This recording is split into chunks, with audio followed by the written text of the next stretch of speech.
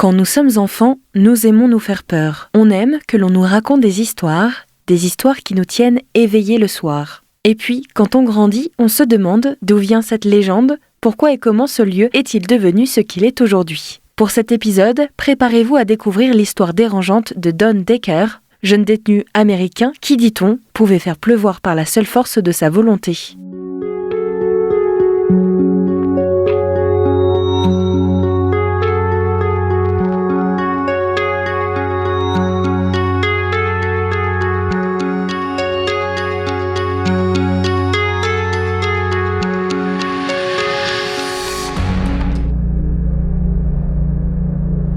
Bienvenue dans Phénomène sur West Track Radio, votre émission qui décortique les mystères et événements les plus intrigants de notre civilisation. Pour cette deuxième saison, je vous emmène dans l'exploration de 31 nouveaux phénomènes durant ce mois d'octobre. Nous sommes en février 1983, à Stroudsburg, en Pennsylvanie. Don Decker, 21 ans, purge une peine de quelques mois pour recel. Il est autorisé à rentrer chez lui pour l'enterrement de son grand-père, décédé d'une cirrhose. Ce même homme, selon Don, l'aurait abusé lorsqu'il était enfant. Ce funeste retour marque un tournant. Lors d'un repas chez des amis, l'atmosphère change, l'air devient glacial, puis de l'eau commence à ruisseler des murs. Les invités appellent le propriétaire, Ron Vai, puis la police. Le salon entier tremble, les gouttes coulent en quantité et défient toute logique. Des policiers présents seront stupéfaits d'être témoins de cette pluie intérieure, et ce n'est que le début. Au restaurant, où Don se rend ensuite avec ses amis, les mêmes phénomènes recommencent. Le climat change, l'eau s'écoule sur les murs et des gouttes apparaissent mystérieusement sous les yeux des témoins. Don est alors en transe. Un crucifix est posé contre sa peau et le brûle instantanément.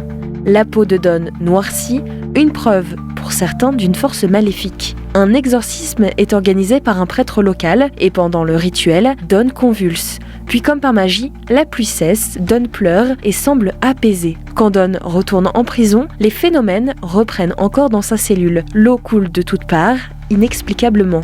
Un gardien lance alors une injure, espérant ridiculiser Don, qui explique ne pas pouvoir le contrôler. Si tu peux réellement contrôler la pluie, alors fais-la tomber dans le bureau du directeur. Don accepte et dans le bureau du directeur, le lieutenant David Kinhood se retrouve complètement trempé. L'inexplicable atteint alors un prêtre, le révérend William Blackburn, appelé en urgence.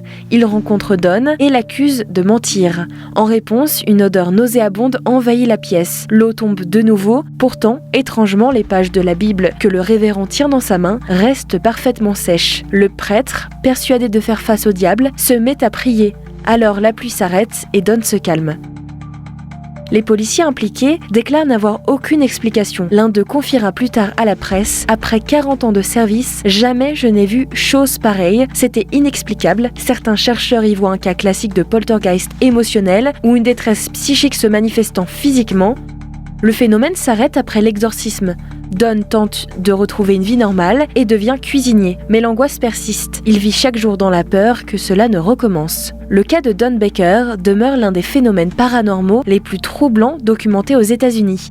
Des témoignages crédibles, des événements réels, attestés par la police elle-même. Toujours sans explication. Pluie intérieure, objets en mouvement, brûlures inexplicables, transe, exorcisme, le cas de Don Decker reste encore aujourd'hui un mystère.